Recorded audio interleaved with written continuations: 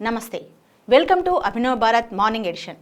ఈరోజు ఆంధ్రప్రదేశ్లోని రెండు మెయిన్ పేపర్స్ ఆంధ్రజ్యోతి, సాక్షిలో వచ్చిన వార్తలు ఏంటో ఒక్కసారి కనుక మనం గమనిస్తే, సాక్షిలో బ్యానర్ ఐటమ్ కూటమి కుట్రలు అని వైఎస్ జగన్ రేపల్లె మాచర్ల మచిలీపట్నం ఎన్నికల సభల్లో చేసిన ప్రసంగాన్ని మెయిన్ ఐటమ్గా ప్రచురించారు. ఇక్కడ ఏం చెప్పారంటే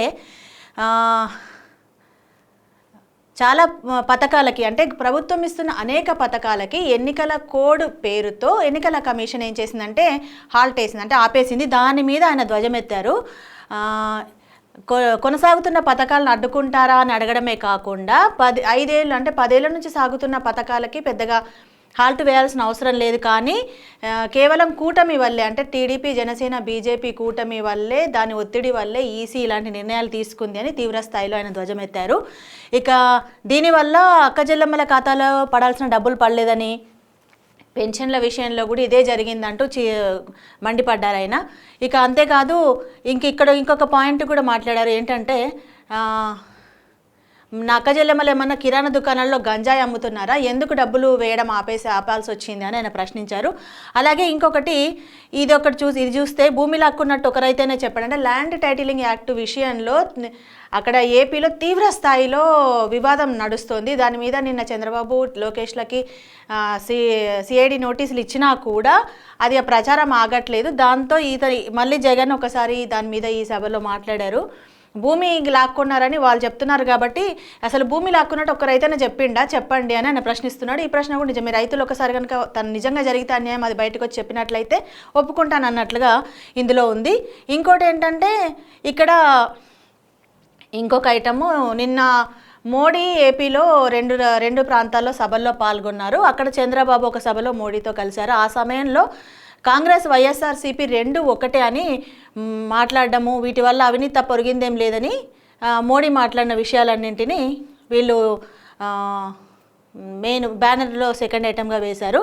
ఇక నిన్న మనం చూసాం అక్కడ డీజీపీని మార్చారు. కొత్త డీజీపీగా హరీష్ కుమార్ గుప్తాను నియమించినట్లుగా ఇంకొక వార్త. ఇక ఇంకొక ఐటమ్ ఏంటంటే, ఇక్కడ ఎన్నికల కమిషనా, ఎన్డీఏ కమిషనా, అంటే చంద్రబాబు చెప్పినట్టల్లా ఆడితే ఇక్కడ ప్రజాస్వామ్యం ఇక్కడ ఇళ్ళ వద్ద పింఛన్లు అడ్డుకుని వృద్ధులకు శుభకారణమేనంటే, ఎన్డీఏ ఈ కూటమి చెప్పినట్లే ఎన్నికల కమిషన్ వింటుందని పైన సభలో చెప్పిన ఐటమ్ వేసినట్టుగానే కింద కూడా ఇక్కడ దానికి సంబంధించి పూర్తి వివరాలతో ఒక ఐటమ్ను వీళ్ళు ప్రచురించారు. ఆ తర్వాత ఈ రిటైర్డ్ ఐఏఎస్ పివి రమేష్ నిన్న ఒక ట్వీట్ చేశారు.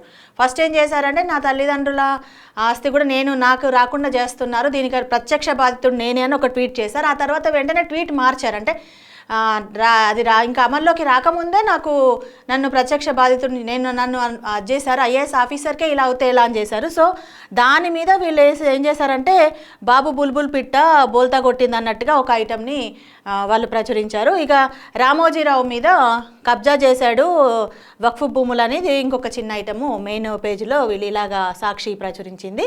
ఇక ఆంధ్రజ్యోతికి వచ్చినట్లయితే, ఆంధ్రజ్యోతిలో అక్కడ చూసినట్టు అక్కడ జగన్ది ఎలాగైతే మెయిన్ బ్యానర్ ఐటమ్ చేశారో, ఇక్కడ ఆంధ్రజ్యోతికి వచ్చేసరికి ఇది కూటమి సభని బ్యానర్ ఐటమ్గా చేశారు. ఇక్కడ మాఫియా రాజు, ఏపీలో మాఫియా రాజు ఉందని చెప్పి మన మోడీ మాట్లాడినట్టుగా చెప్పుకొచ్చారు. కరప్షన్ కింగ్ జగన్ ప్రభుత్వంపై ప్రధాని మోదీ నిప్పులు చెరిగారని, ఏపీలో ఇసుక, లిక్కర్, భూమాఫియా బాగా పెరిగిపోయినాయని, ఇవన్నింటికి సంబంధించిన ఆ సభకు సంబంధించిన మ్యాటర్ని వీళ్ళు మెయిన్ బ్యానర్ ఐటమ్ చేశారు. ఒక సభలో చంద్రబాబు నాయుడు వాళ్ళతో లేరు కాబట్టి వీళ్ళు ఉన్నారు. రెండో సభలో చంద్రబాబు, మోదీ కలిసిన ఫోటోను ఇంకొకటి వేశారు అనకాపల్లి సభలో.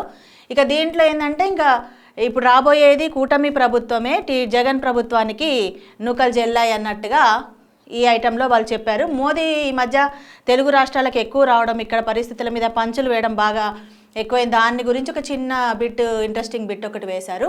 ఇక ఆ తర్వాత ఇక్కడ చూసినట్లయితే దీని పక్కనే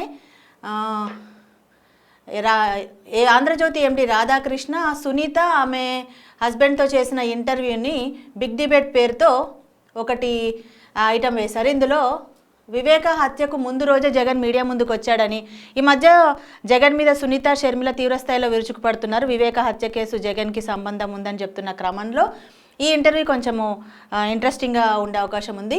ఇక్కడ షర్మిల కూడా చిన్న బాక్స్ ఐటమ్ వేశారు, సీఎం కాగానే జగనన్న మారిపోయిండు అని. అంటే అంతకుముందు ఆయన సీఎం అంటే తన రాజశేఖర రెడ్డి హత్య తర్వాత తన అన్నకి చాలా సపోర్ట్ చేసింది షర్మిల, పాదయాత్రలు చేయడం ఇట్లాంటివన్నీ చేసింది. అన్నీ చేసినా కూడా పదవిలోకి వచ్చిన తర్వాత నన్ను మర్చిపోయిండు అన్న, నన్ను అన్యాయం చేసిండని ఆమె ఒక మాట్లాడిన మాటలను ఇచ్చారు. అయితే ఇందులో ఇంకా చాలా ఇంట్రెస్టింగ్ ఐటమ్ ఒకటి ఏంటంటే, జగన్ బేల మాటలోనే ఒక ఐటమ్ వేసింది.